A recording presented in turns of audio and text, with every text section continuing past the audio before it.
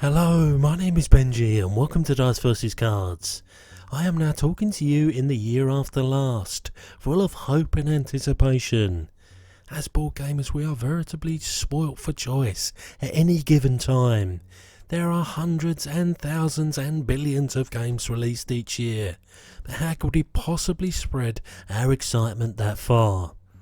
Well, I've used a top secret algorithm to formulate this here list of the consensus most, at least on BGG, anticipated games of this year. Last week we perused some light to medium weight games, and this week it's the turn of the medium to heavyweight crowd. Frosthaven shouldn't need much more introduction, as it's the much anticipated sequel to the current #1 game on the Geek, Gloomhaven. This time changing the setting from dark and gloomy to light and frosty. Either way, things are still looking bleak on a remote outpost where only the strongest survive. We're promised a bunch of new characters, races, enemies and items, a great deal of which will need to be crafted as opposed to just straight up bought and paid for. The game will also offer a similarly impressive 100 scenario campaign. Apparently the additions to this title will centre around what you can do outside of combat, be it solving mysteries, a seasonal event system, and maybe some city or village building in there too. Whilst this remains a standalone product, it will be largely interchangeable with Gloomhaven, as you can mix and match characters and to a certain extent items. Look, we know this game's going to be great.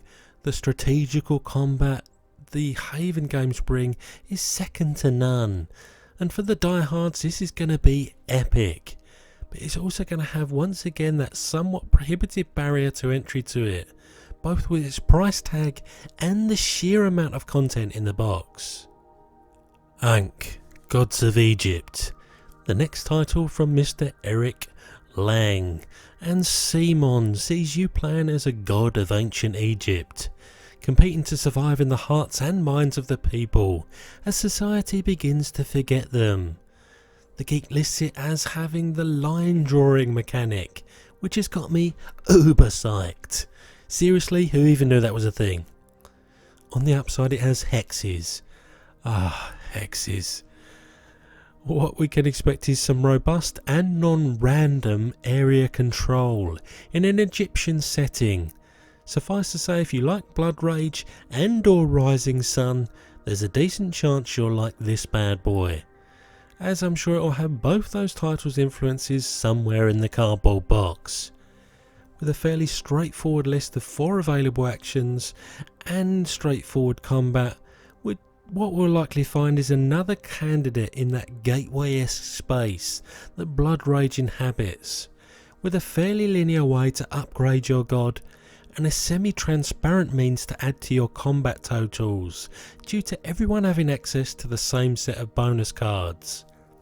I've seen good things said about strategic placement and movement in and around the game's focal monuments, and so it's going to be very interesting to see how well this one pans out, especially as it seems though real efforts have been made to make this as accessible as possible. Oath, Chronicles of Empire and Exile, aka the aesthetic follow-up to the asymmetrical strategical masterpiece that is Root. But what else will this mouthful of a game share with its cousin? Well, only so much it seems. We've still got some good old-fashioned area control, but at least if you go by the description, this is an even more ambitious endeavour. Well, listen to this.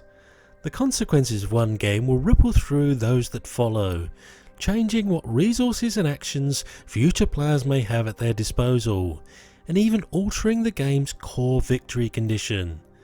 There are no scripted narratives or predetermined endpoints. The history embedded in each copy of Oath will grow to be as unique as the players who helped build it. Now, to be fair, whoever wrote the press fluff for this needs a raise. But with ambition generally comes a few niggly flaws. but here the designer Cole Whirler absolutely deserves the benefit of the doubt that he can pull this one off. Suffice to say, from what I can gather from those that have been able to get hold of a playtesting copy, this is an attempt at something a little bit different, both as a civilization game and as a legacy campaign game. Now, I'm the first to admit that I rarely have time for legacy games, it's just not possible, but I've got a feeling that this one's gonna buck the trend. Endless Winter, Paleo-Americans, is set in a time far, far away, 10,000 BC to be precise, and what immediately strikes you is the artwork.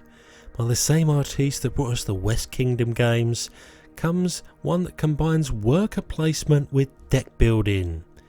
You'll be developing your tribe from nomadic hunter-gatherers to prosperous societies over the course of 4 rounds.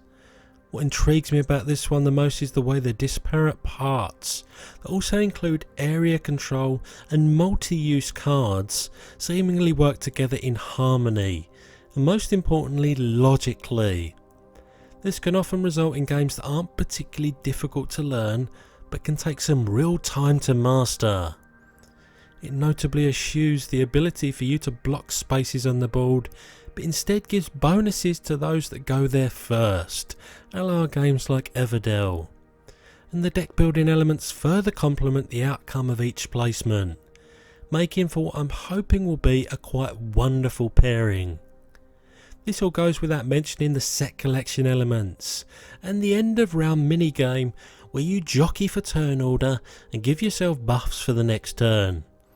I must admit this one has me salivating and I can't wait to get it to the table. Sleeping Gods is the new Ryan, I design and I draw a Lockett game. Here taking control of the steamship Manticore as its captain and her crew. A campaign game at heart and a storytelling game in the brain that you can apparently stop and start whenever you very well please. It's housed in a ring binder, which is up in its stock already, based on how well these have been used in recent times. And there are a number of actions you can take with your crew, from moving and visiting a port to searching and exploring. The key here is going to be how well the mechanical elements interact seamlessly or not with the storytelling, with the hand management and skill check elements offering nothing particularly groundbreaking, and the combat quests and events you encounter are sure to provide everyone around the table with a real challenge. My guess is that the considerable amount of storytelling in the campaign will have a fair amount of flexibility in it, giving it an almost sandbox nature. I gotta say this ticks a lot of boxes for me on paper, and I can see this scratching a similar itch to Seventh Continent, but with differing mechanics. So there you have it, a list of games to look out for this year in the medium to heavyweight category. There's no possible way this can be an exhaustive list, as there's just too many games to go around. But it's a safe bet that the bulk of the community is looking forward to some, if not all of these titles, a great deal. However, that's it from me. I'll see you next time.